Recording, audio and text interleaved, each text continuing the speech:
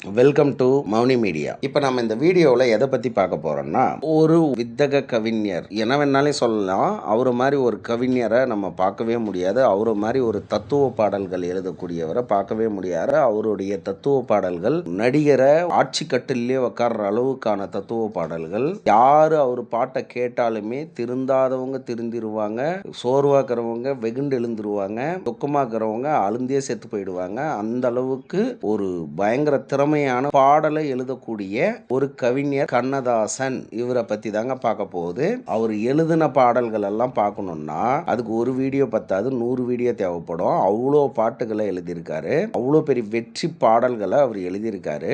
அவருடைய கடைசி பாட்டு, முதல் பாட்டும் கடைசி பாட்டும் கிட்டத்தட்ட சில விஷயங்கள், சிலரை பத்தி குட் எண்ட் அப்படின்னு ஒரு லைஃபை முடிக்கிற அந்த விஷயங்கள் நடக்கும். அந்த மாதிரி இவருடைய கடைசி பாட்டு என்னன்றது தெரிஞ்சுக்கணும் அப்படின்றதுக்காக தான் இந்த வீடியோ. அவருடைய கடைசி பாட்டு என்னன்றதை நான் இந்த வீடியோவோட கடைசியில் சொல்கிறேன். ஆனால் அவர் எழுதின சில பாடல்கள் கவிஞர் வாலி எழுதுனத கூட இவர் எழுதுனதா சில பேர் நினச்சிட்டு இருப்பீங்க. அவர் எழுதின மிகப்பெரிய ஒரு ஹிட்டான ஒரு 10 பாட்டு மட்டும் நான் சொல்கிறேன். அதில் உங்களுக்கு எது ரொம்ப ரொம்ப ஃபேவரெட்டு, இந்த காலத்து ஜென்ரேஷன் அப்படின்னு சொல்லிக்கினாங்க, ஜென்சி கிட் அப்படின்னு சொன்னவங்க கூட இவருடைய பாட்டை கண்டிப்பாக கேட்டிருப்பீங்க.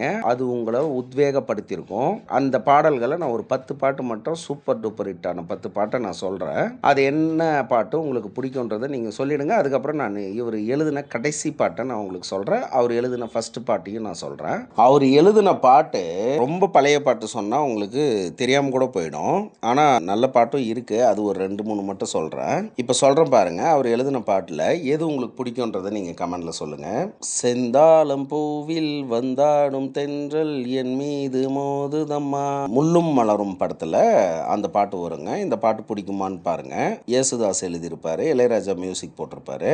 அதுக்கப்புறம் பார்த்தீங்கன்னா இளமையெனும் பூங்காற்று அப்படின்ற ஒரு பாட்டு. இந்த பாட்டு பகலில் ஒரு இரவு, ஸ்ரீதேவி ரொம்ப சின்ன வயசாக இருக்கும்போது இந்த படத்தில் நடிச்சிருப்பாங்க. இந்த பாட்டை இளையராஜா தான் மியூசிக் பண்ணியிருப்பாங்க. அதுக்கப்புறம் பார்த்தீங்கன்னா உள்ளத்தில் நல்ல உள்ளம் உறங்காதென்பது அப்படின்ற ஒரு பாட்டுங்க. கர்ணன் படத்தில் வரும். கர்ணனுக்காக எழுதின அந்த ஒரு பாட்டு. இந்த பாட்டை சீர்காழி கோவிந்தராஜன் பாடியிருப்பாரு. மியூசிக் பார்த்தீங்கன்னா விஸ்வநாதன் ராமமூர்த்தி, இவங்க மியூசிக் பண்ணியிருப்பாங்க. இந்த பாட்டு உங்களுக்கு பிடிக்குமான்றதை சொல்லுங்க. அதுக்கப்புறம் பார்த்தீங்கன்னா ஆண்டவன் கட்டளைன்னு ஒரு படம். அதில் ஆறு மனமே ஆறு இது ஆண்டவன் கட்டளை ஆறுன்னு சிவாஜி கணேசன் நடித்த பாட்டுங்க.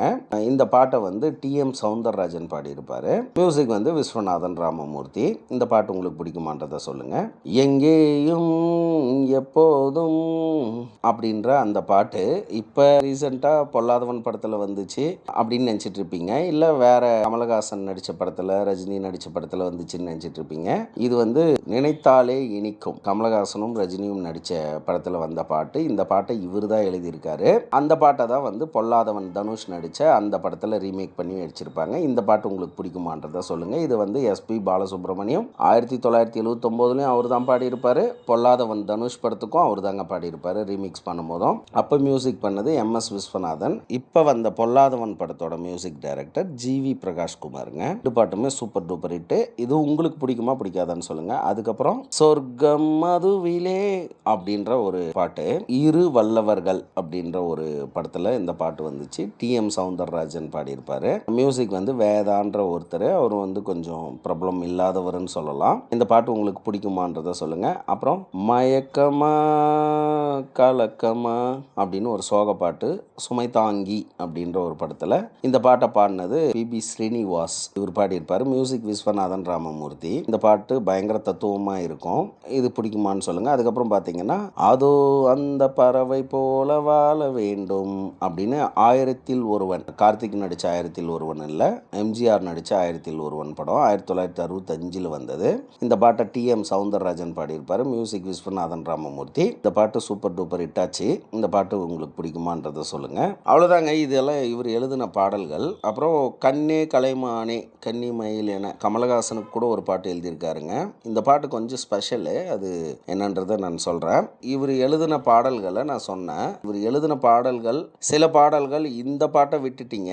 உதாரணத்துக்கு சொல்லணுன்னாக்க அச்சம் என்பது மடமையடா அஞ்சாமை திராவிடர் உடமையடான்ற அந்த மாதிரி ஒரு எழுச்சி மிகுந்த பாடல்களையும் இவர் எழுதியிருக்காரு. அப்புறம் நிறைய பாட்டு எழுதியிருக்காரு, அதை நான் விட்டுருக்கலாம். விட்ட பாட்டு இந்த பாட்டு தாங்க கண்ணதாசனுக்கு பேர் வாங்கி கொடுத்த பாட்டு. கண்ணதாசன்னாவே இந்த பாட்டு தான் ஞாபகத்துக்கு வரும் அப்படின்ற பாட்டு நான் விட்டுருந்தேன்னா நீங்கள் கண்டிப்பாக கமெண்டில் சொல்லலாம். ஏன்னா பாருங்க, அச்சம் என்பது மடமையடாவே நான் விட்டுட்டேன். இந்த மாதிரி ஒரு எக்ஸாம்பிளுக்கு சொல்கிறேன். அவரது நிறைய பாட்டு இருக்குது. அதில் உங்களுக்கு எது எது ரொம்ப பிடிக்கும் அப்படின்றதையும் சொல்லுங்கள். இப்போ இவர் கடைசியாக எழுதின பாட்டு என்னன்றதை நான் சொல்லிடுறேன். டைரக்டர்லேயே சில பேர் தான் வந்து ரொம்ப வித்தியாசமான பேர்களை வாங்குவாங்க.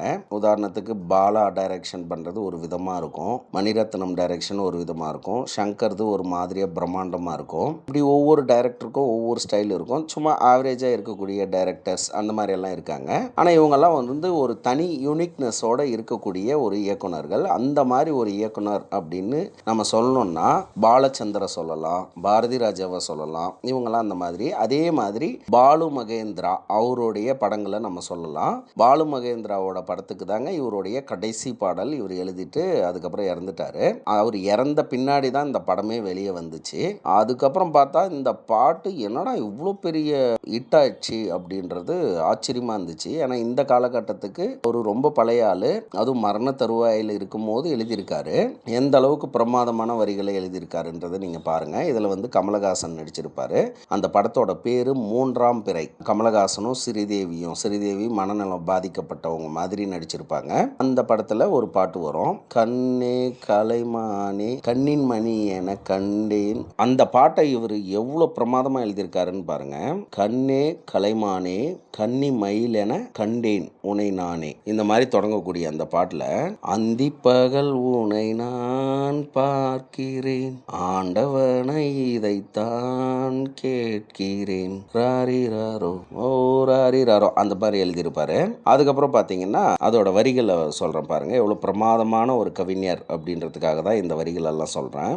ஊமை என்றால் ஒரு வகை அமைதி, ஏழை என்றால் அதில் ஒரு அமைதி, நீயோ கிளிப்பேடு பண்பாடும் ஆனந்த குயில் பேடு, ஏனோ தெய்வம் சதி செய்தது, பேதை போல விதி செய்தது.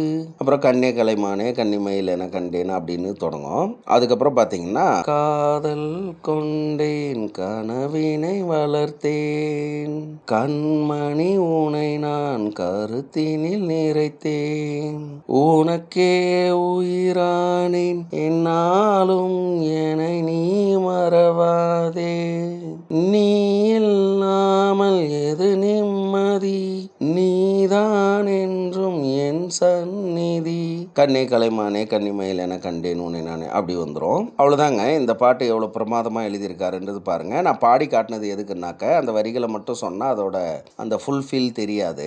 நான் பாடினது நல்லா இருக்காதுன்றது எனக்கு தெரியும். இருந்தாலும் அந்த டியூன் தெரியணும், அந்த டியூனோட சொன்னால் மட்டும்தான் அந்த பாடலோட அந்த உணர்வு புரியும். அதுக்காக நான் பாடி காமிச்சேன். கமெண்டில் வந்து நீ பாடாமல் பேசியே காமிச்சிருக்கலான்லாம் சொல்லிடாதீங்க. சரி, ஓகே. எது எப்படி இருந்தாலும் இந்த வீடியோ பிடிச்சிருந்தா ஒரு லைக் பண்ணுங்கள். எங்களுடைய மௌனி மீடியா சேனலை சப்ஸ்கிரைப் பண்ணுங்கள். எங்களுடைய வீடியோ அப்டேட்ஸ் உடனுக்குடன் தெரிஞ்சுக்கணுன்னா நோட்டிஃபிகேஷன் பெல் பட்டனை கிளிக் பண்ணுங்கள். நன்றி.